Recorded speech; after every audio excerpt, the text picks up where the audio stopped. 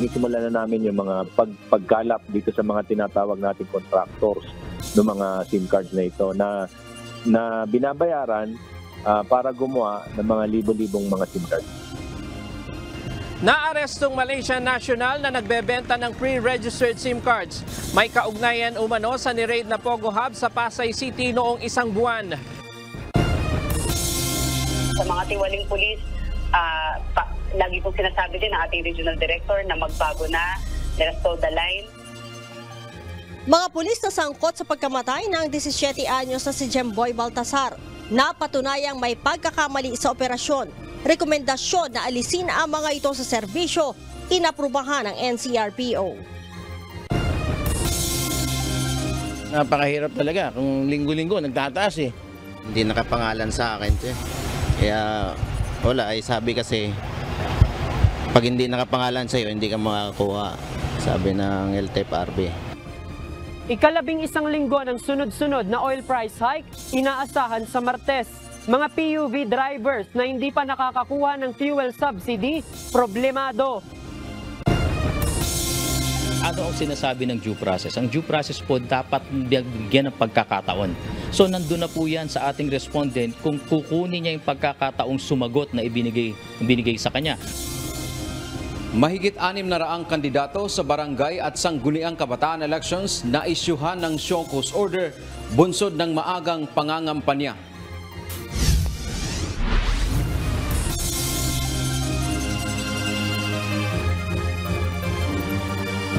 Magandang hapon Pilipinas at sa buong mundo. Una sa ating mga balita. Isang dayuhan na nagbebenta umano ng mga nakarehistro ng SIM card ang nahuli ng mga otoridad sa buy-bust operation sa Pasay City kagabi. Ayon sa Presidential Anti-Organized Crime Commission o PAOC, may kaugnayan ang ginawang operasyon sa raid sa Pogo Hub sa Pasay City nitong nakaraang buwan kung saan nakumpiska ang libo-libong pre-registered SIM cards na ginagamit sa pang-scam. Ito ang balita ni Ryan Lacanlale. Nung mabalitaan namin na may mga gumagawa ng prepaid SIM cards, nag-set kami na entrapment. So yun, nahuli namin yan. May na in dispossession yung maraming SIM cards, pre-registered SIM cards. Nahulog sa kamay ng mga otoridad ang isang Malaysian national na nagbebenta ng pre-registered SIM card sa pamamagitan ng buy-bust operation kagabi. Kinilala ang suspect na si Leon Zie Yuan alias Jeff, 23 anyos at kasalukuyang nakatira sa Bayfront West na Iya Garden Residence, Parañaque City. Na-recover sa suspect ang Boodle money, 150 pieces na smart SIM card o subscriber's identity module at gamit sa paggawa ng pre-registered SIM. Actually, nung last week pa tayo nagsimula na manghuli ng mga gumagawa nitong mga prepaid SIM cards. May mga nakaline na pa rin tayo na kukunin. Ayon sa mga otoridad, mayroon itong kaugnayan sa ni-raid na Revenday Global Gaming sa Pasay City noong August 1, kung saan nasa 28,000 na free-registered SIM card at iba pang gamit sa pang-scam ang natuklasan, kabilang ang crypto hardware wallet, automatic OTP generator, seed phrases at marami pang iba. Sinisimulan na namin yung mga pagkalap dito sa mga tinatawag nating contractors ng mga SIM cards na ito na binabayaran para gumawa ng mga libo-libong mga SIM cards. Pawang mga Chinese national na nakatira sa Pilipinas ang mga customer ng suspect na ginagamit naman sa casino, online betting, online banking at iba pang illegal na transaksyon kung saan nakokompromiso daw ang tunay na identity ng taong nakarehistro sa SIM card. Nahaharap sa sari-saring kaso ang suspect, kabilang na ang paglabag sa RA 11934 o SIM Registration Act. Kaugnay ito ng RA 10175, ang Cyber Prevention Act, paglabag sa Data Privacy Act of 2012 at Access Device Regulation Act of 1998. Ang PAOC magpapatuloy sa panghuhuli ng mga gumagawa at gumagamit ng mga free registered SIM card. Marami pa kasing gumagawa ng mga ganito and ayaw natin na makapag-produce sila ng maraming SIM card na pwedeng gamitin sa mga kawalang-iyaan, like sa paggamit sa mga online gaming na yan, sa mga crypto scamming, sa mga lab scam at ibang mga krimen like yung kidnapping, yung mga extortion activities. Mahirap umano ang paghuli sa mga ito dahil nakatago na sila sa fake identity at online pa ang transaksyon. Suhestyon naman ng PAOK, linisin ang database ng registered SIM card ng mga telco. Higpitan pa ang ginagawang registration, magdagdag ng security feature gaya ng KYC o Know Your Customer function at bigyan ng access ang mga telco sa mga government-issued ID para kumpirmahin ang identity ng isang individual na nagre-rehistro. Paalala ng Presidential Anti-Organized Crime Commission sa ating mga kababayan sa paglaganap ng online text scam, maging maingat at huwag basta papatol sa mga natatanggap na text para hindi mabiktima. Ryan Lacanlale, UNTV News and Rescue. Diyos ang aming sandigan, serbisyo publiko ang aming pinahahalagahan. Nilagdaan na ni National Capital Region Police Office Director Police Brigadier General Jose Melancio Nartates Jr. ang rekomendasyong dismissal from the service ng Internal Affairs Service sa 8 pulis na sangkot sa pamamaril sa teenager na si Jemboy Baltasar sa Navotas. Ayon sa NCRPO, malinaw na lumabag sa batas ang mga pulis sa ginawang pamamaril sa walang kalaban-laban na biktima dahil sa mistaken identity. Ito ang balita ni Lea Ilagan. Kami po ay natuwa sapagkat kinukungkor po yung aming nakikita doon sa mga kasalanan ng ating kapulisan na kung saan sa kanilang operasyon ay nagbuwis ng buhay ng isang minor de edad. Isang linggo matapos na isumite ng Internal Affairs Service sa National Capital Region Police Office ang kanilang rekomendasyon na alisin sa serbisyo ang 8 pulis na sangkot sa pamamaril sa teenager na si Jemboy Baltasar sa Navotas noong August 2. Pinirmahan na ito ni NCRPO Director Police Brigadier General Jose Melancio Nartates Jr. noong Miyerkules. Ayon kay NCRPO spokesperson, Police Lieutenant Colonel Eunice Salas, kumbinsido si General Nartates na lumabag ang mga pulis sa Police Operational Procedure na ikinasawi ni Jemboy. Itong dalawang opisyal po, si Captain Carpio at Captain De La Cruz, napag-alaman nga po na mayroon talagang sapat na ebidensya or substantial evidence na maging liable sila for doctrine of command responsibility dahil hindi nga po nila na-supervise ng maayos ang mga aksyon ng kanilang tao. At ito naman pong 6, sila po ay liable din for conduct and becoming of a police officer dahil nga po dun sa mga irregularities na na-commit nila during that operation. Una nga po dito yung kawalan ng paggamit ng body-worn cameras, at yung violations po sa mga POP natin, and yung pinaka-grade po dito is yung iniwan po nila yung katawan ni Gerald sa tubig for more than 3 hours. Yun po yung mga nakasaad dun sa desisyon na pinirmahan ng ating Regional Director noong September 13. Sinabi pa ni Lieutenant Colonel Salas na hindi ito tolerate ng pamunuan ng Metro Manila CAP ang mga maling gawain ng mga pulis. Sa mga tiwaling pulis, lagi pong sinasabi din ng ating Regional Director na magbago na, let us toe the line, at saka lagi po natin gawin yung tama dahil talaga pong si Sir napakabilis po niya na mag-dismiss ng mga pulis natin na mga papag-alaman na lumabag po sa kung anumang procedures ng PNP. Ikinatuwa din Internal Affairs Service Inspector General Attorney Alfigar Triambulo ang pagsang-ayon ni General Nartates sa kanilang rekomendasyon.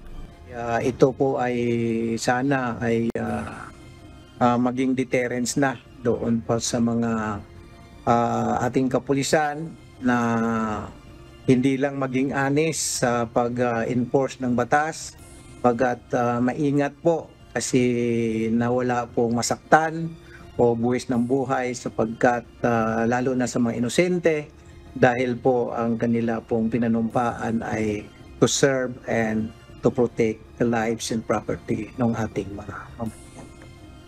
Kabilang sa inirekomenda ng IAS kay General Nartates na alisin sa serbisyo sina Police Executive Master Sergeant Roberto Balaes Jr., Police Staff Sergeant Antonio Bugayong Jr., Police Staff Sergeant Jerry Maliban, Police Staff Sergeant Nico Pines Esquilon, Police Corporal Edmar Jake Blanco, at Patrolman Benedict Mangada.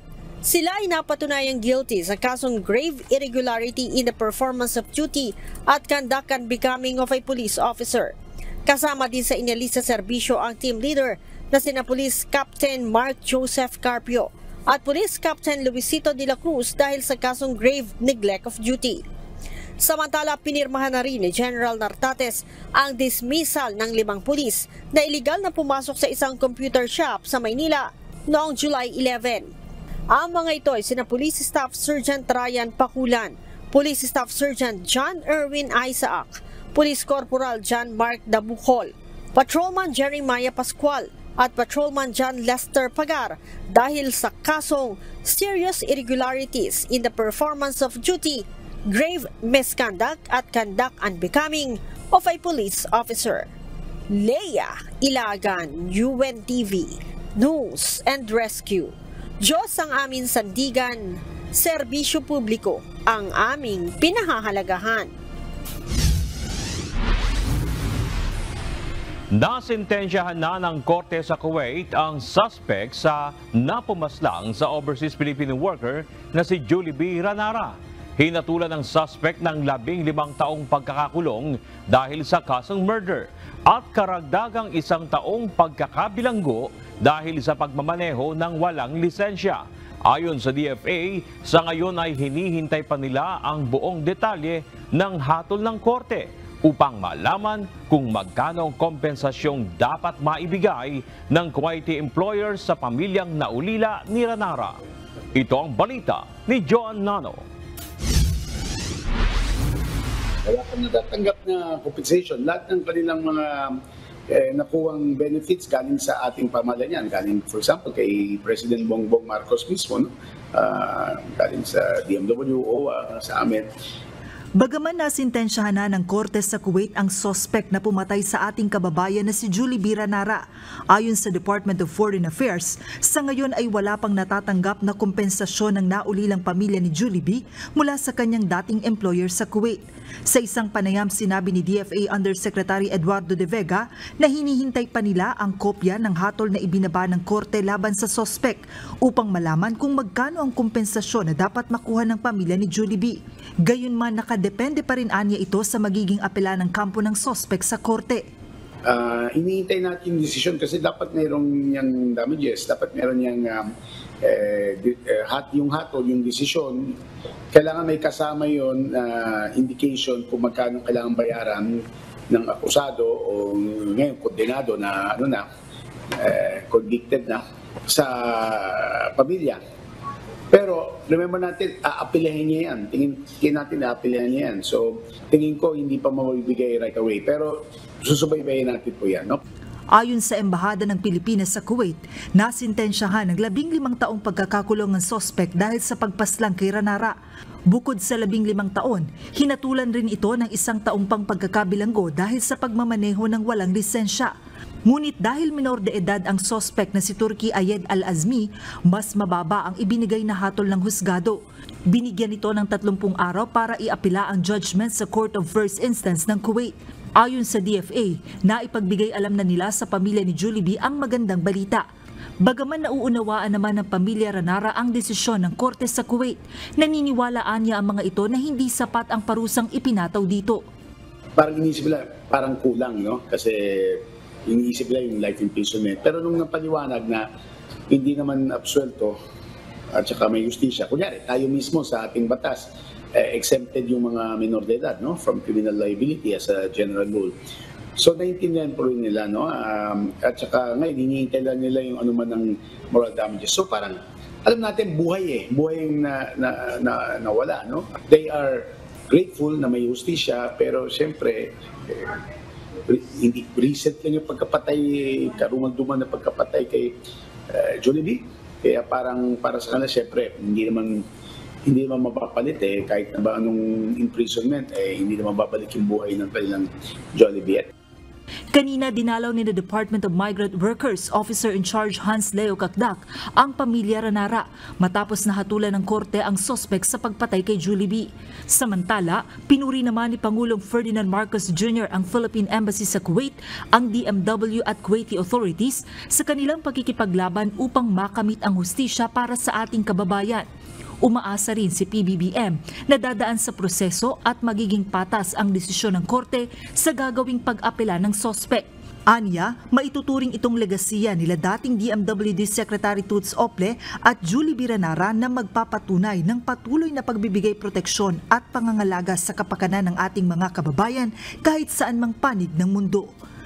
Joanna Ano, UNTV News and Rescue. Diyos ang aming sandigan, serbisyo publiko ang aming pinahahalagahan. Muli na namang tataas ang presyo ng mga produktong petrolyo sa Martes batay sa pagtaya ng Department of Energy. Para sa ilang mga tsuper na hindi makakuha ng fuel subsidy, masyado na itong mabigat. Kaya hiling nila na sana ay maaprubahan rin ang hirit na pisong dagdag pasahe. Ito ang balita ni JP Nunez. Napakahirap talaga kung linggo-linggo nagtataas Sa ika-11 magkakasunod na linggo, muli na namang tataas ang presyo ng mga produktong petrolyo batay sa pagtaya ng Department of Energy. Sa isang panayam, nabanggit ni DOE Oil Industry Management Bureau Assistant Director Rodela Romero na sa susunod na Martes, maaaring mayroon uling pagtaas sa presyo ng langis. Batay sa kanilang projection, maaaring tumaas ng halos 2 piso ang kada litro ng diesel at kerosene, habang mahigit piso kada litrong dagdag naman ang inaasahan sa presyo ng gasolina. Ayon sa opisyal, epekto ito ng extension ng voluntary output cut o pagbawa sa produksyon ng langis ng Saudi Arabia at ng Russia. Nakaapekto rin ang kakulangan ng supply ng langis na nanggagaling sa Libya. Para sa ilang mga tsuper, mabigat ang muling pagsirit ng presyo ng petrolyo, lalo't mayroong iba na hindi pa rin nakakakuha ng fuel subsidy kahit pa nasimulan na ang distribution nito noong Miyerkules. Si Rudy de la Cruz na isang jeepney driver sa Caloocan City, hindi pa nakakuha ng fuel subsidy card. Noong nabilian niya ang unit ng jeep noong 2017, hindi na isalin sa kanya ang pangalan ng prangkisa mula sa orihinal na operator. At dahil required sa pagkuha ng fuel subsidy card na dapat ay nakapangalan sa holder ang prangkisa, hindi siya makakuha nito. Hindi nakapangalan sa akin ito. Kaya wala, ay sabi kasi pag hindi nakapangalan sa iyo, hindi ka makakuha, sabi ng LTFRB. Sa tansya ni Mang Rudy, sa loob ng halos 3 buwan na pagtaas ng presyo ng petrolyo mula sa dating higit 1,000 pisong kita, naglalaro na lang ito sa 700 to 800 pesos sa maghapon niyang pamamasada. Kung may 6,500 pesos na fuel subsidy na matatanggap, meron sana siyang halos 1 linggong panahon na hindi kailangang gumastos ng krudo, kaya malaki pa ang maiuwi niyang kita. Tiis-tiis lang, wala naman ako magagawa dahil hindi nakapangalan sa akin Mabigat din, siyempre, mayroong hinihingi yung anak mo, hindi mo maibigay. Wala kang magagawa, yun lang ang kita mo Sa pananaw naman ng isang transport cooperative sa Quezon City, ilang araw lang ding mapapakinabangan ng mga tsuper ang fuel subsidy. Kung tataas naman nila ng sunod-sunod na linggo ang presyo ng krudo, ay mababaliwala lamang ito. Kaya naman bukod sana sa fuel subsidy, daing din nila na maaprubahan ang hirit na pisong provisional fare increase upang tumaas ng nasa 200 pesos hanggang 300 pesos ang kita ng mga tsuper kada araw. Hindi naman habang panahon manghihingi mga ng subsidy, di ba? Kailangan talaga yung pang-araw-araw. JP Nunez, UNTV, News and Rescue. Diyos ang aming sandigan, serbisyo publiko ang aming pinahahalagahan.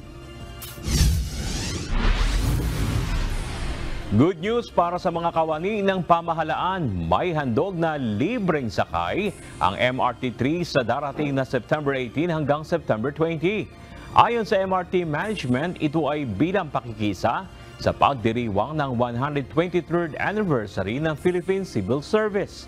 Libreng makasasakay sa MRT3 ang mga government employees sa buong operating hours ng tren.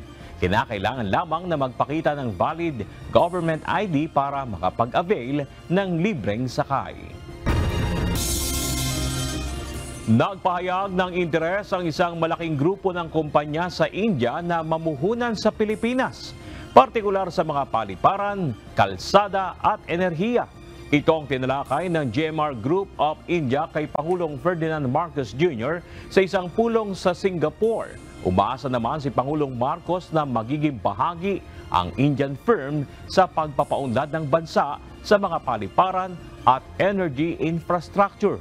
Nasa Singapore si Pangulong Marcos para dumalo sa 10th Asia Summit at makipagpulong sa ilang negosyante. Sa linggo pa lang ang nakatakdang pagbabalik nito sa bansa.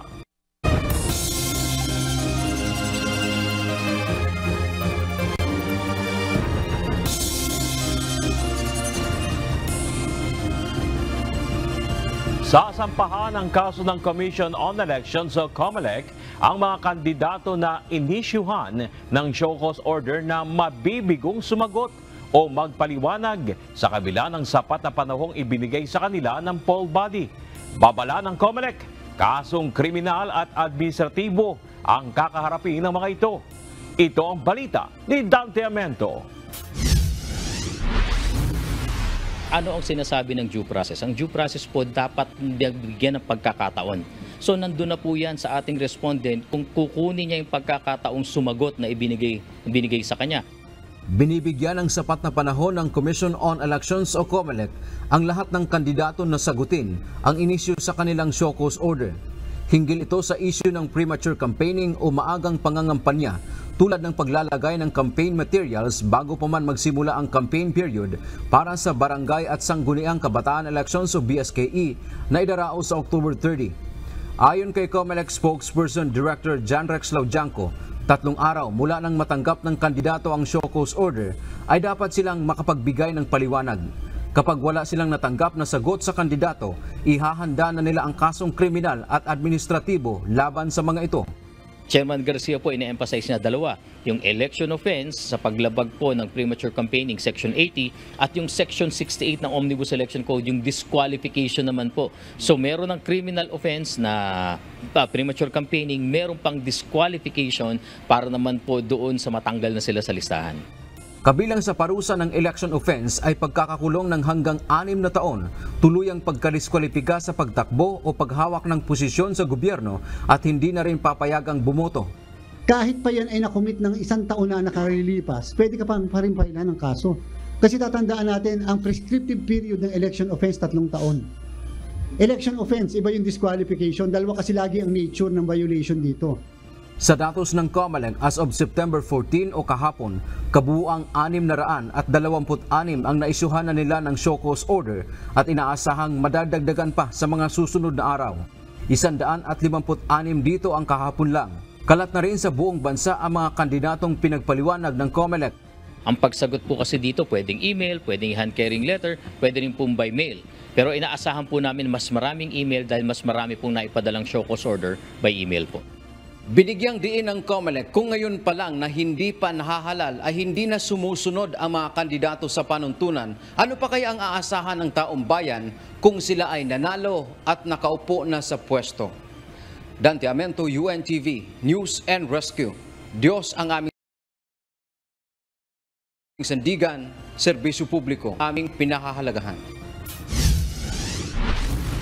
Inamin ng Commission on Elections o COMELEC na mahihirapan silang maganda para sa 2 eleksyon sa 2025 kung hindi may babalik ang tinapyas na pondo sa kanila para sa susunod na taon.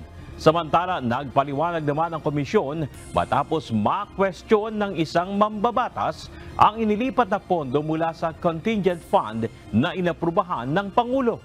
Ito ang balita ni Harleen Delgado. Medyo masyado pong malaki yung nawala sa amin that we will have to prepare for 2 elections actually in 2025.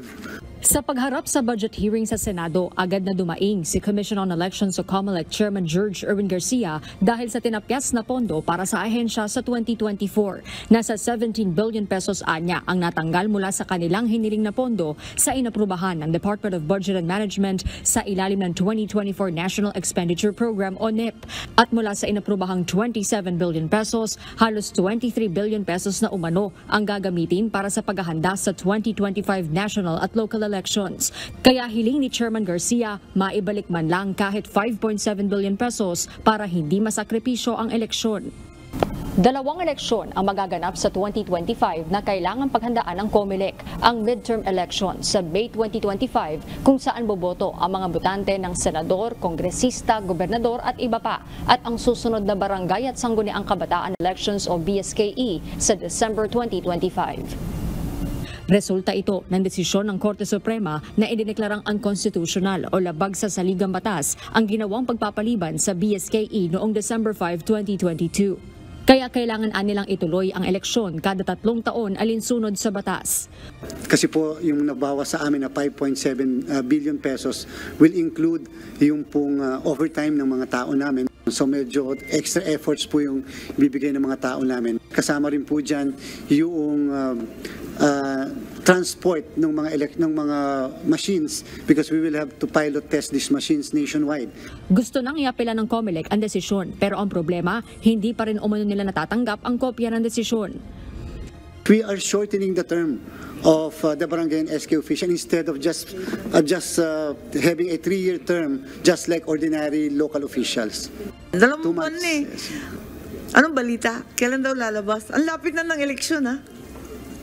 No information yet, Madam Chair. Lahat tayo nagulat doon sa desisyon, pero lalong-lalo na sa ponente dahil sitting exactly where you're sitting now, when he was a member of the commission, he actually testified to this committee that it would be inconvenient and very difficult to have 2 elections in a single year.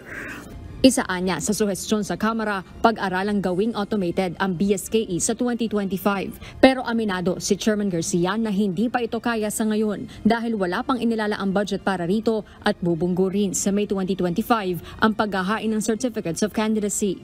Samantala, nilinaw naman ng COMELEC na ginamit para sa paparating na BSKE sa Oktubre ang 2.5 billion pesos na hiniling nila mula sa contingent fund na inaprubahan ng Pangulo.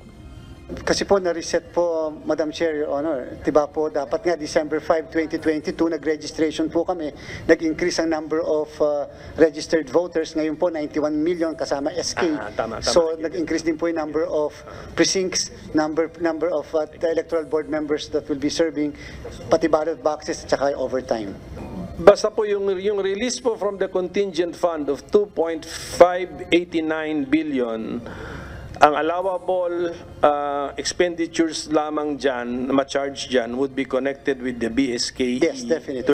Sa huli, inaprubahan ng subcommittee ang panukalang 2024 budget ng COMELEC at inendorso na sa Senate Committee on Finance. Harleen Delgado, UNTV News and Rescue. Diyos ang aming sandigan, serbisyo publiko ang aming pinahahalagahan. Narito naman ang mga balitang nakalap ng UNTV News Global Correspondents, ihatid ni Ang Gonzalez mula Vietnam.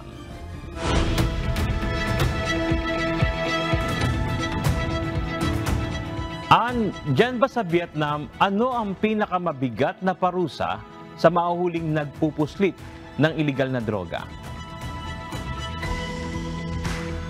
Bernard, gaya ng sa Pilipinas, mabigat din ang parusa sa drug trafficking dito sa Vietnam. Ang sinumang mahuhulihan na may dalang illegal na droga na higit sa 1.3 pounds, otomatiko na parusang kamatayan o death penalty ang kahaharapin. In fact, mayroon nga tayong isang kababayan na naging biktima ng drug trafficking noong 2020. Ayon sa salaysay ng ating kababayan, hindi niya alam na droga pala yung laman ng luggage na ipinadadala sa kanya ng kanyang bagong empleyado. Sa halagang $500, pumayag siya na dalhin yung luggage from Ho Chi Minh City papunta sa Cambodia through Moc Bai border gate. At doon sa checkpoint na huli siya, bandang Enero taong 2020, at ilang buwan nga lamang ay nasentensyahan siya ng death penalty, Bernard. Yan, yung mga ganyan instansya yung binibili ng mga otoridad na huwag talagang tatanggap ng mga padala kahit meron pang bayad. Sige, Ann, ihatid mo na ang mga balitang nakalat ng ating mga kasama sa iba't ibang panig ng daigdig. Nasabat ng pulisya sa United Arab Emirates ang nasa mahigit $1 bilyong na halaga ng amphetamine pills. Natuklasan ito nang i-alerto ang mga police officer kaugnay ng isang kahina-hinalang shipping container. Ito ang balita ni Rajan Bolivar. Nasa 13 tonelada ng amphetamine pills ang nasabat ng pulisya ng United Arab Emirates o UAE. Tinangka itong ipuslit sa pamamagitan ng furniture. Nagkakahalaga ang illegal na droga na kilala sa tawag na Captagon ng mahigit $1 bilyong o 56.8 billion pesos. Natuklasan ito nang i-alerto ang mga police officer kaugnay ng isang kahina-hinalang shipping container. Kita sa video ang pagbakla sa wooden panels at mga pinto kung saan nakatago ang nasa 86 na pills. Ayon sa Dubai Police, nasabat ang 5 shipping containers na may 13 tonelada ng pills. Tinatawag din poor man's cocaine, isa sa pinakapopular na droga sa mga kabataan sa Gulf ang Captagon, batay sa ulat. Hindi binanggit ng pulisya kung saan ang pinaghihinala ang pinagmulan ng illegal na shipment. Pinaniniwala ang ginagawa ang Captagon sa Syria. Rajan Bolivar, UNTV News and Rescue. Diyos ang aming sandigan, serbisyo publiko ang aming pinahahalagahan.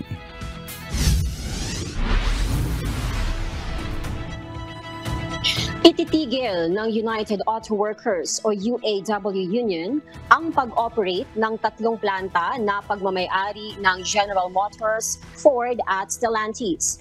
Ito ay dahil nag-expire na ang labor contracts at ayon sa UAW, wala pang inihahaing acceptable offer ang mga kumpanya. Hinihintay ng UAW ang tugon ng mga nasabing kumpanya sa hiling na 40% pay increase para sa 140,000 na miyembro nito. Nais din ng mga manggagawa ang 4-day working week, automatic pay increases dahil sa inflation at mas mahigpit na limitasyon kung kailan ikukonsiderang temporary staff ang mga hindi nakatatanggap ng union benefits. Maaaring magresulta ang union strike ng pagtaas ng presyo para sa mga mamimili at malaking pagkagambala para sa motor industry giants. Ipagpapatuloy ng United Kingdom, France at Germany ang nuclear sanctions kontra Iran. Ito ay para pigilan ang Iran na makapagbenta ng drones at missiles sa Russia. Taong 2015, sumang-ayon ang Iran sa nuclear deal at maaalis na dapat ang ilang sanctions nito sa susunod na buwan. Subalit, pinaniniwalaan ng European nations na pinapasagana at nag-iipon ang Iran ng uranium. Ang uranium ay maaaring gamitin upang maging nuclear weapon.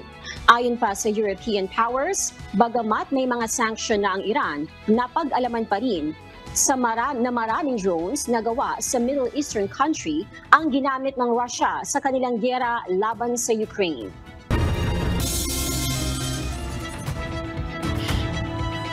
Sinampahan ng 3 federal charges ang anak ni US President Joe Biden na si Hunter. Ang indictment ang unang pagkakataon na criminally prosecuted ang isang anak ng sitting president ng Estados Unidos. Ito ang balita ni Sunny Cos. Sinampahan ng gun charges ng federal prosecutor si Hunter Biden, anak ni US President Joe Biden. Nahaharap ito sa 3 counts ng gun charges na may kaugnayan sa possession ng isang baril habang gumagamit ng narcotics. Ang 2 counts may kaugnayan sa umano'y pagsagot nito sa isang form kung saan inilagay nitong hindi siya gumagamit umano ng illegal na droga nang bumili siya ng isang Colt Cobra revolver noong October 2018. Samantalang ang 3rd count, inaakusahan siya ng possession ng isang firearm habang gumagamit ng isang narcotic. Sa panahong iyon, isang heavy user ng crack cocaine na si Biden. Ang indictment ang unang pagkakataon na criminally prosecuted ang isang anak ng sitting president ng Estados Unidos. Sa ilalim ng US federal laws, isang krimen ang magsinungaling sa ganoong documentation o magmay-ari ng baril habang isang drug user. Batay sa Justice Department, kung mahahatulang guilty, mahaharap sa maximum penalty ng 25 taong pagkakakulong si Biden. Karaniwan namang mas magaan ang aktual na sentensya para sa federal crimes kaysa maximum possible penalties. Ayon naman kay Ab Lowell, abogado ni Hunter Biden, na impluwensyahan umano ng Republicans ang mga isinampang kaso laban kay Biden. Sanikos, UNTV News and Rescue.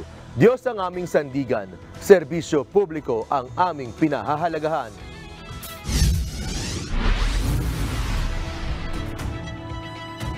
At yan ang mga balita mula sa iba't ibang panig ng mundo. Mula dito sa Vietnam, ako si Ann Gonzalez. Magandang gabi. Patuloy na tinututukan ng Department of Foreign Affairs ang sitwasyon ng mga Pilipinong nasa Libya dahil sa nangyaring pagbaha doon. Sa ngayon, ayon sa DFA, wala silang nakikitang pangangailangan ng paglilikas sa mga Pilipinong nasa naturang bansa. Ito ang balita ni Nel Maribuho. Hindi po kailangan i-evacuate, nilipat sila to high ground ng mga Libyan employers nila at walang humingi ng repatriation. So wala ring nasa shelter.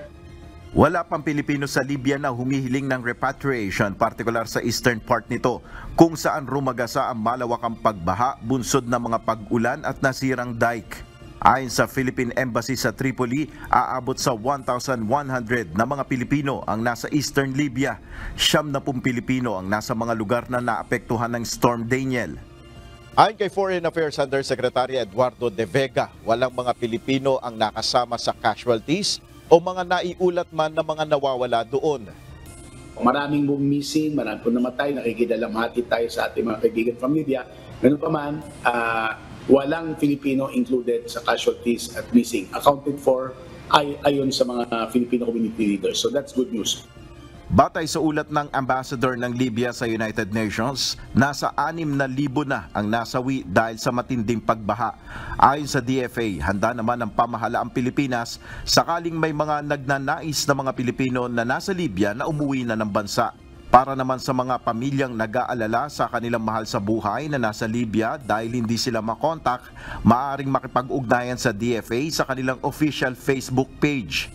Kung meron kayong kamag-anak doon, tapos nawala na ng communication sa inyo, maaring dahil sa kuryente lang, sa internet, pero kontakin nyo pwedeng kami sa DFA, dala kayo ng Facebook message sa aming webpage.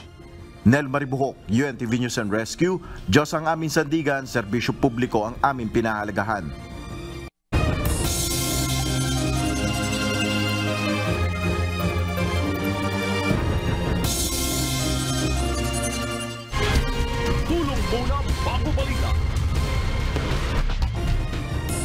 Nilapatan ng pangunang lunas ng UNTV News and Rescue Team ang isang lalaking nakabangga ng pampasaherong jeep sa Imus, Cavite. Sugatan naman ang 2 lalaki matapos ang banggaan ng 2 motorsiklo sa Caloocan City. Ito ang balita ni Joey Saplad. Kami nagro-robbing. Kasi pinakita namin may aksidente. Nasa sakupang barangay, rescuehan namin. I-pick up ko ng pasahero yung jeep nasa likod ng motor. Ang biglang paghinto ng pampasaherong jeep ang itinuturong dahilan kung kaya't sumalpok sa likuran nito ang isang lalaking motorcycle rider matapos hindi nakayanan ng pagpreno. Dahilan upang matumba ito at magtamo ng sugat sa labi, gasgas sa kanang paa at kanang daliri. Kinilala ang biktima na si Jairisi Haminal, 21 anyos. Aniya, pauwi na sana siya pagkatapos na maihatid sa Imus City ang kalibin partner nang aksidente naman siyang nakabangga ng jeep sa Aguinaldo Highway, Cornecella Street, Anabu 1C, Imus City, Cavite. Sakto namang napadaan ng UNTV News and Rescue Team, kaya't agad na tiningnan ang nangyaring insidente. Nakaupo na si Haminal ng datnan ng grupo at matapos itong ma-assess ng team ay agad na nilapatan ng paunang lunas ang mga tinamo nitong injury. Pagkatapos na mabigyan ng first aid ang biktima ay tumingin na itong magpadala pa sa ospital.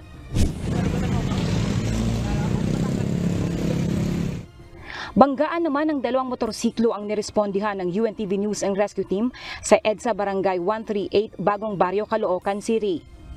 Nagtamo ng mga gasgas sa mga kanang paa at kamay ang 2 lalaki sakay ng isang motorsiklo. Si Raul Almirante na driver ng motorsiklo ang nilapatan ng first aid ng UNTV News and Rescue. Samantalang ang kaangkas nito ay ang Caloocan City Rescue Team na ang nagbigay ng paunang lunas. Wala namang natamong sugat ang 2 babae na sakay ng motorsiklong nakabanggaan nito.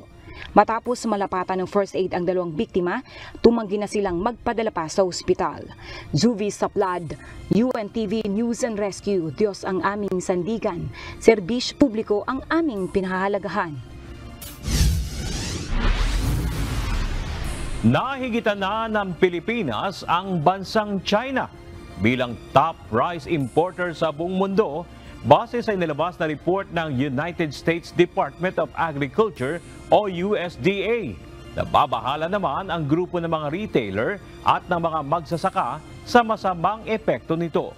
Ito ang balita ni Bernadette Tinoy. Medyo nakakatakot ito pagka ito ay nagtuloy-tuloy. Baka maging import dependent tayo. Nangunguna ng Pilipinas sa world's top rice importer nitong taong 2022 to 2023 base sa inilabas na report ng United States Department of Agriculture o USDA. Ayon sa ahensya, nahigitan na ng Pilipinas ang China matapos maitala ang 3.9 million metric tons na imported rice ng bansa kumpara sa 3.5 million metric tons ng China simula January 2022 to December 2023. Isa sa pangunahing pinag-aangkatan ng bansa ang Vietnam na may 89.85% at Thailand na may 4.46%. Ayon kay Orly Manuntag, spokesperson ng Grain Retailers Confederation of the Philippines, malaki ang maging epekto nito sa lokal na produksyon ng bigas maging sa mga magsasaka dahil posibleng mas tangkilikin na ng publiko ang mga imported rice kaysa sa lokal na produksyon galing sa mga probinsya. Pag dumadami yung import na bigas, siyempre, ang nabibili, puro mga imported. So, yung mga retailers, pag naubusan ng tinda, nabili yung imported, bibili na naman ng imported. Hanggang mag-change yung preference ng mga Pilipino, ang hanapin ay mga imported na. So, tatalunin niya yung local natin. Ganito rin ang kinakabahalan ni Raul Montemayor, National Manager ng Federation of Free Farmers. Anya, posibleng mawalan ng gana ang mga magsasaka na magtanim ng palay, lalo't ipinanukala ng economic managers na ibaba ang taripa sa imported na bigas upang mapababa ang presyo. Although medyo lumalaki yung production natin, mas mabilis naman ang paglaki ng ating population. Kaya imbes na tulungan ng mabuti yung ating magsasaka para mapalaki yung kanilang production, itong mga economic managers naman ang gusto nila, umangkat na lang tayo kung kulang.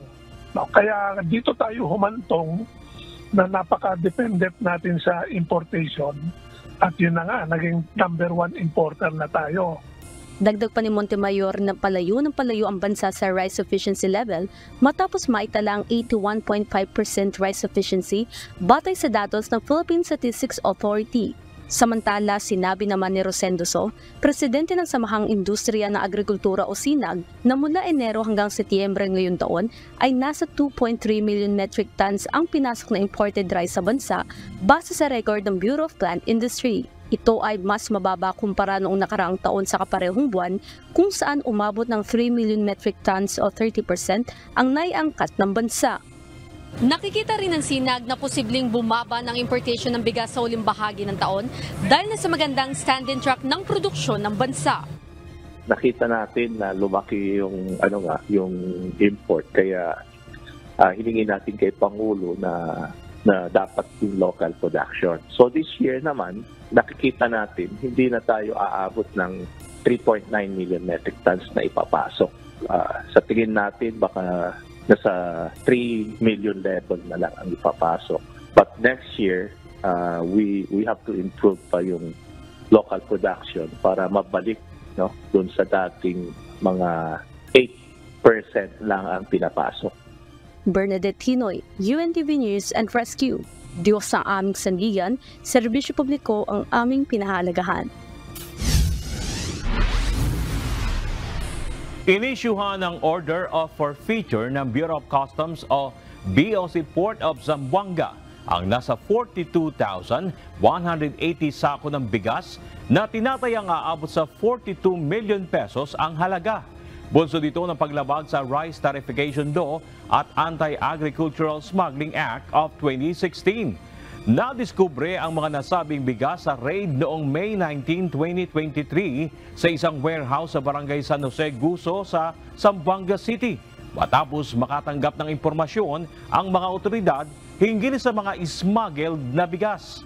Ayon sa BOC, bukod sa mali ang declaration na nakalagay sa mga dokumento na iprinisenta ng may-ari, wala din itong kaukulang sanitary and phytosanitary import clearance. Ang forfeited goods ay i-dispose alinsunod sa mga umiiral na batas. Ayon sa BOC, bahagi ng hakbang na kanilang ginawa ay bilang pagsunod sa mandato ng Pangulo laban sa mga hoarder at smuggler sa bansa. Tumaas ang presyo ng kakanin at tinapay sa ilang tindahan sa Quezon City dahil sa pagtaas na naman sa presyo ng asukal. Pero ayon sa Sugar Regulatory Administration o SRA, sapat pa naman ang supply ng asukal sa bansa. Ito ang balita ni Harry Ilagan. Dati 8 lang yan, naging 10. Ngayon, eto mga box na ganito, dati magkano lang yan? Mga 150, naging 180 na, hanggang 190. Magtatatlong dekada nang nagtitinda ng kakanin sa Mega Q-Mart, si Nanay Teresita, isa sa nagpataas sa presyo ng kanilang produkto ang pagtaas din ng presyo ng asukal. Katulad ito, sumansalia, dating 20 pesos lang ang benta namin yan, naging 25. Ang asukal niyan, muskubado pa, mahal ang muskubado. Tapos saka yung gata, ang mahal din. Nagtaas din ang presyo ng tinapay sina Marilo simula noong Lunes. Tumaas po kasi ang asukal, tsaka harina. Kaya tumaas ng 2 piso bawat isa. Sa Mega Q-Mart at Muñoz Market ay tumaas ang 5 pesos hanggang 10 pesos ang presyo ng asukal na isa sa pangunahing sangkap sa paggawa ng kakanin at tinapay. 5 pesos po sa 1 kilo hanggang 10 pesos po per kilo bawat kulay ng asukal. Yung white sugar po dati nasa 85, ngayon nasa 90 na siya or 95 per kilo. Tsaka yung wash dating 75, ngayon 80 or 90 per kilo. Samantala ayon kay Sugar Regulatory Authority Administrator Pablo Luis Ascona, sasapat pa ang supply ng asukal sa merkado hanggang sa katapusan ng taon at sa susunod na taon. Sa ngayon po, umumpisa yung harvest season natin. Nakuha po yung hiling ng administrasyon na we will have at least 2 months buffer stock sa raw sugar. And we also have sapat na buffer stock po sa refined sugar po. Harry Ilagan, UNTV, News and Rescue. Diyos ang aming sandigan, serbisyo publiko ang aming pinahalagahan. Paigtingin pa ng pamahalaan ang programa nitong Payapa at Masaganang Pamayanan o PAMANA bilang bahagi ng estratehiya upang matuldukan na ang problema sa insurhensya. Target ng kasalukuyang administrasyon na matuldukan na ang problema sa insurgency sa bansa sa susunod na taon. Ito ang balita ni Brian Baldarahe. Naniniwala kami na ang suporta ng ating mahal na presidente para matuldukan ang lahat ng insurhiya ay magaganap sa kanyang administrasyon. More or less, ang nakikita po namin ay maybe before the end of 2024, magkaroon na po tayo ng final settlement. Target ng administrasyon ni Pangulong Ferdinand Marcos Jr. na matuldukan ng problema sa bansa sa insurhensya bago matapos ang taong 2024. Ayon kay Presidential Advisor on Peace and Reconciliation and Unity Secretary Carlito Galvez Jr., mas palalawakin pa ng pamahalaan ng kampanya nito laban sa insurhensya sa bansa sa pamamagitan ng paglalaan ng mas malaking budget sa programa ng gobyerno na Payapa at Masaganang Pamayanan o PAMANA program. Ayon sa kalihim, aabot sa mahigit 5 bilyong piso ang ilalaan ng gobyerno para dito. Karamihan sa paggagamitan ng nasabing pondo ay sa Farm to Market Road Project, mga tulay, educational at livelihood project ng pamahalaan. Pinaka-importante is yung localization ng normalization. Yung cycle of violence, yung cycle of tinatawag na insurgency, dapat matapos na yun. So, ginagawa natin ngayon is nakita natin on how to sustain this tinatawag na progress. Is basically, the normalization should come to fore. And that localization and transformation in every society, kailangan i-localize po natin. Ayon pa kay Secretary Galvez, mahigit sa 40,000 former rebels ang posibleng mabenepisyuhan sa oras na mapalawak na ang PAMANA program. Kanina sa isinagawang kapistahan Peace Fair sa Bicol University sa probinsya ng Albay, isa sa ibinida ng kalihim ang pagdami ng mga lugar na insurgency-free na. Marami din anya ng mga dating rebelde na kunti-kunti nang nababago ang estado ng pamumuhay dahil sa mga programa ng pamahalaan. We are organizing them per region. Ang ginagawa po natin, yung lahat po ng mga tawag namin yan, Friends Rescue. Hindi na namin tinatawag na former rebels. Ang tawag namin is Friends Rescue. Ang ginagawa, binubuo namin siya sa isang peace organization o tinatawag na People's Organization.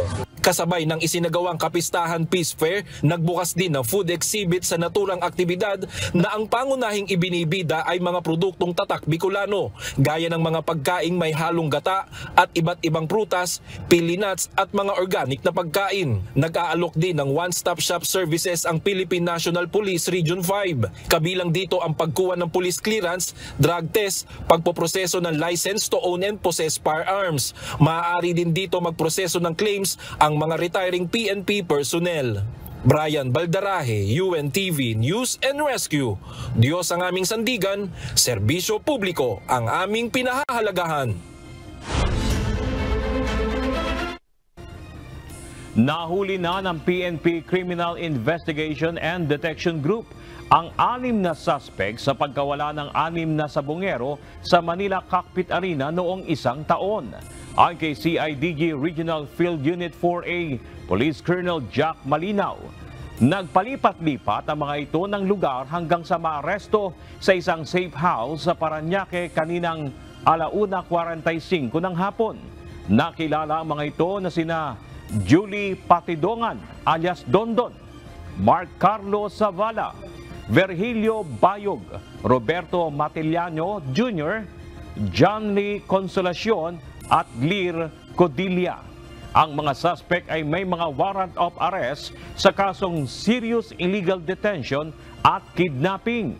Ang mga itong responsable sa pagkawala ng mga sabongero na sina James Bakay, Marlon Bakay, Rondel Cristorum, Mark Joseph Velasco, John Calude, Benson Inonog at Ruel Gomez.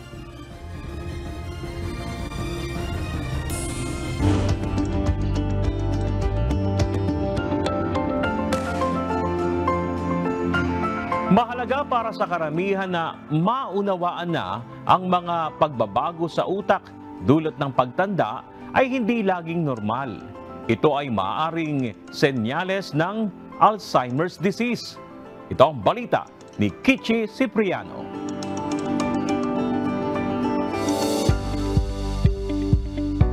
Ang Alzheimer's disease ay isang dahilan kung bakit naaapektuhan ng pang-araw-araw na gawain ng isang tao.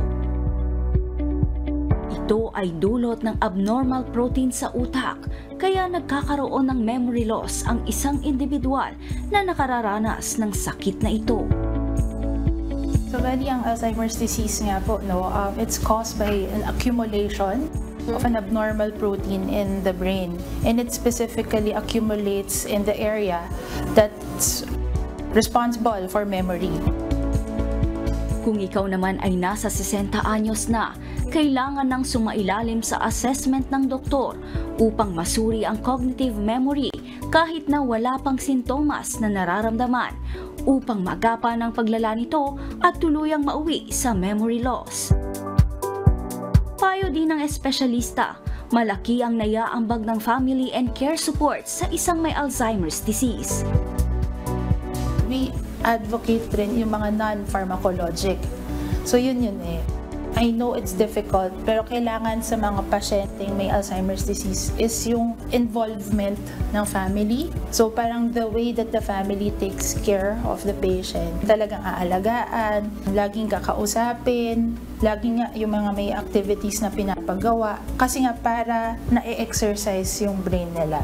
Ang pinaka-important is yung early detection. So, minsan, ina-advocate niya yung mga senior citizen, like mag-start 60 years old. Kahit wala pa kayong ganyang nararamdaman, it's better to have your cognition or yung memory nga assess. Parang as baseline, matingnan natin po kung ano, and mabantayan. Kumbaga mamomonitor. So, early screening to start yung early management, it's better. Alamin ang iba pang dahilan kung bakit nagkakaroon ng Alzheimer's disease ang isang tao. Manood ng Doctors on TV ngayong linggo, alas 7 ng umaga, dito lang sa UNTV. Kichi Cipriano, UNTV News and Rescue. Diyos ang aming sandigan, serbisyo publiko ang aming pinahahalagahan.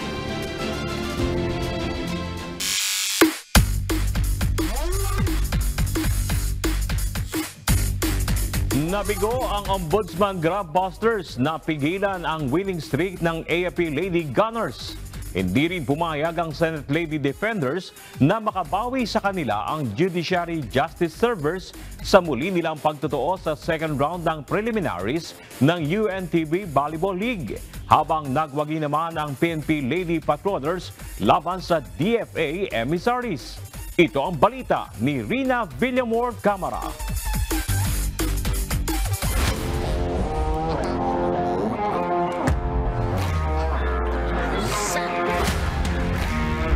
Sa second round eliminations ng UNTV Volleyball League, namayagpag pa rin ang PNP, Senate at AFP. Sa unang match, tinalo ng PNP ang DFA sa 3 straight sets. Hindi nakayanan ng Lady Emissaries ang bilis ng pano ng Lady Patrollers, pero pinatunayan ng DFA na kaya nilang kumapit sa laro kahit pa nakuha ito ng PNP 25-20. Bumawi naman ang DFA sa second set sa kanilang mga atake na agad hinabol ng PNP para makuha pa rin ang second set 27-25. Sa third set, mas ipinamanas ng PNP ang kanilang veteran moves at talino sa paglalaro para makuha naman ang laro 25-22. Dikit naman ang laban sa match ng Judiciary at Senate. Parehong kupunan naging agresibo sa simula pa lang para bigyan ng exciting match ang mga tagahanga. Mahabang mga rallies at magandang receives at atake ang kanilang ipinakita. Ang Senate iniwan sa laro ang Justice Server sa second set. Mas mahabang playing time din ang binigay ni Coach Roger Gorayev kay Kat Villegas na hindi binigo ang kanyang kupunan sa kanyang mga solid blocks at power spikes upang maipanalo ng Lady Defenders ang laro 23-25, 13-25 at 24-26. Sa uling laro, hindi pa rin nadungisan ang record ng AFP kahit pa hindi nakapaglaro ang kanilang mga veterano na sina Patty Orendain at Wendy Simana. Sa first set pa lang, 7 service ace na ang pinakawala ng Lady Gunners. Hindi na pinayagan ng AFP na makaporma ang ombudsman. Si Joan Bunag umarangkada sa kanyang mga solid spikes at fast attacks para kuhanin ang laro sa 3 magkakasunod na set. Sa darating na linggo, September 17 naman ang laro ng DFA kontra Ombudsman. Alauna ng hapon, AFP at Judiciary alas 3 ng hapon at Senate kontra PNP alas 5 ng hapon sa Marikina Sports Complex. Rina Villamor Camara, UNTV News and Rescue. Diyos ang aming sandigan, serbisyo publiko ang aming pinahahalagahan.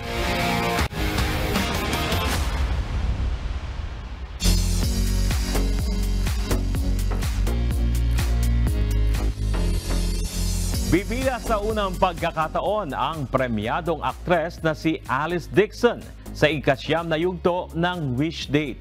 Makakasama niya dito ang isa pang magaling na aktres at UNTV News anchor na si Luella de Cordova. Ito ang balita ni Gladys Tuabi. Well, it's my first time actually to do parang film and live performance na i-combine.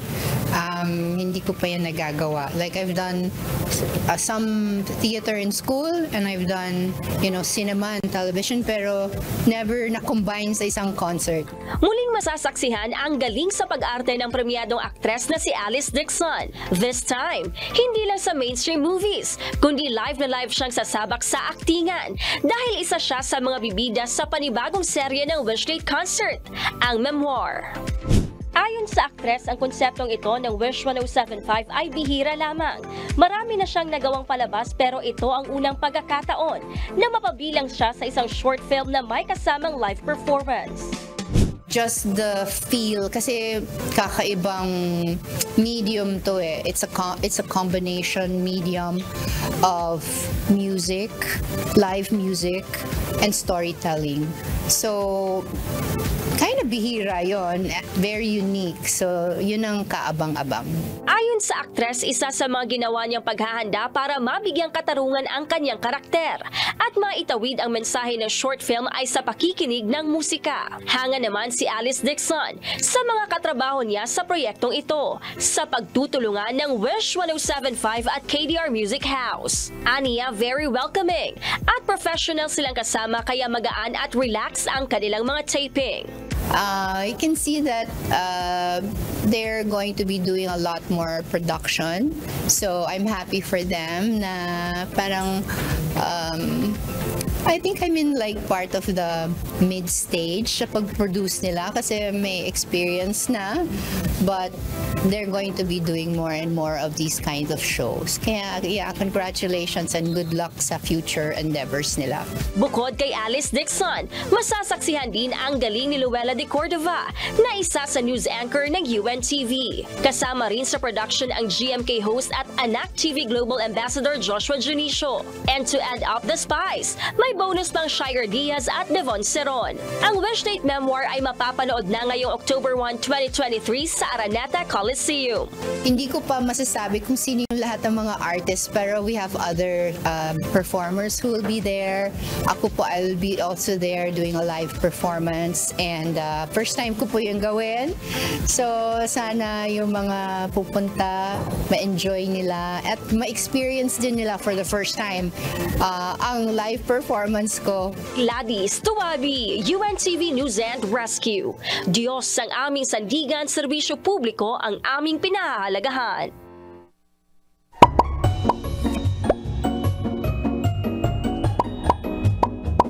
What?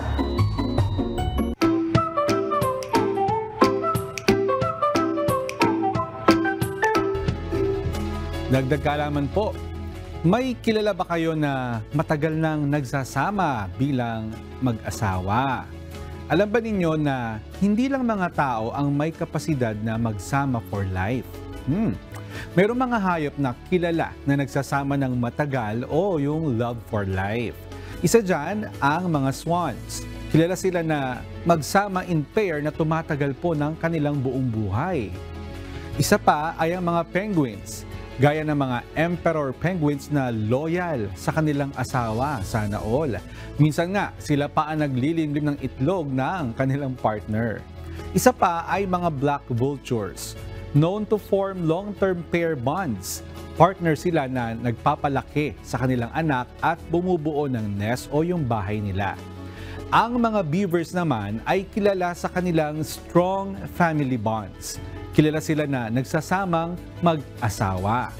Nag-aalaga ng kanilang itinayong lodges and dams at nagpapalaki ng kanilang mga anak. Ilan lang po yan sa mga hayop na loyal sa kanilang mga asawa. Hindi po nangangaliwa at tapat po sa kanilang mga pamilya. Sana may natutuhan kayo at laging tatandaan, mapalad ang tao na nakakasumpong ng karunungan at ang tao na nagtatamo ng kaunawaan.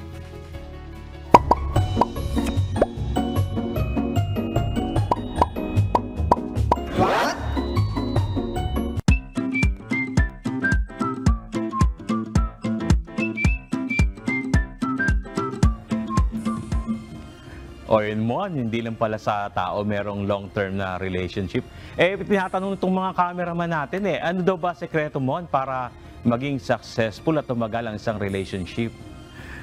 Base dun sa aking mga napagkakausap na mga napasok sa mga relasyon o mag-asawa, syempre hindi dapat mawawala yung pag-ibig.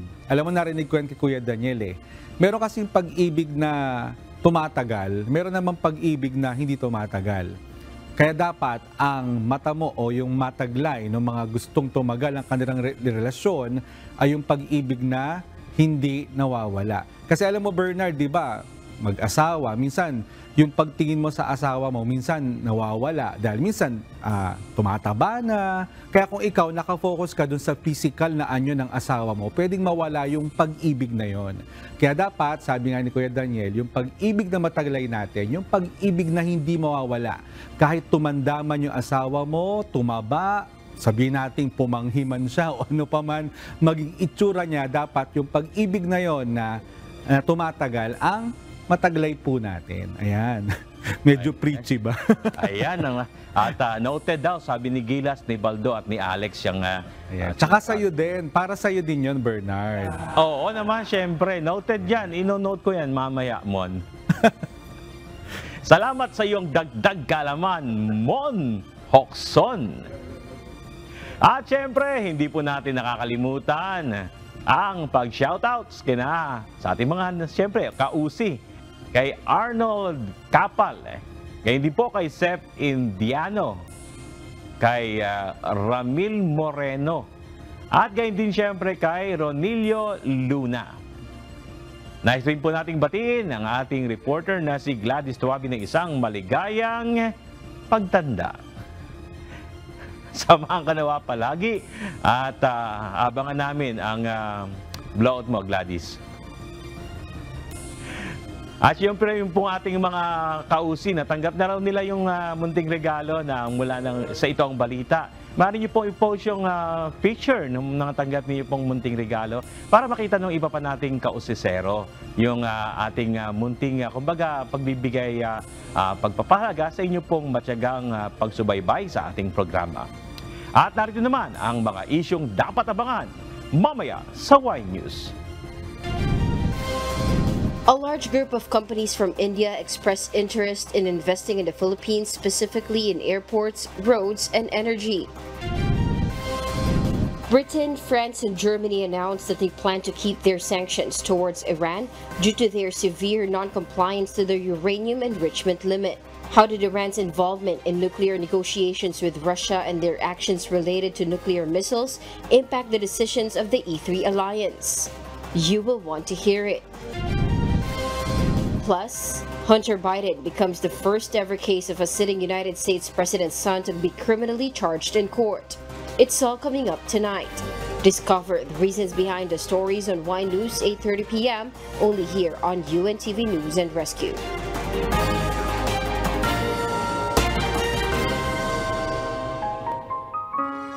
Narito ang salita ng Diyos na ating sandigan.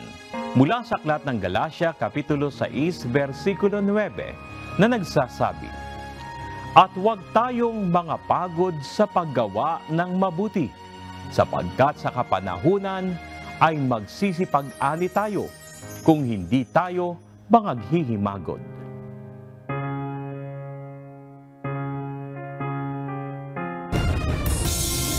At yan ang naging kabuuan ng ating balitaan ngayong gabi. Aming inilahad ng buong katapatan kung paano namin nasaksihan. Kayong makapagtitiwala ng aming nakita at narinig ang aming ibinabalita. At dito sa UNTV, Diyos ang aming sandigan, serbisyo publiko ang aming pinahalagahan. Magandang gabi.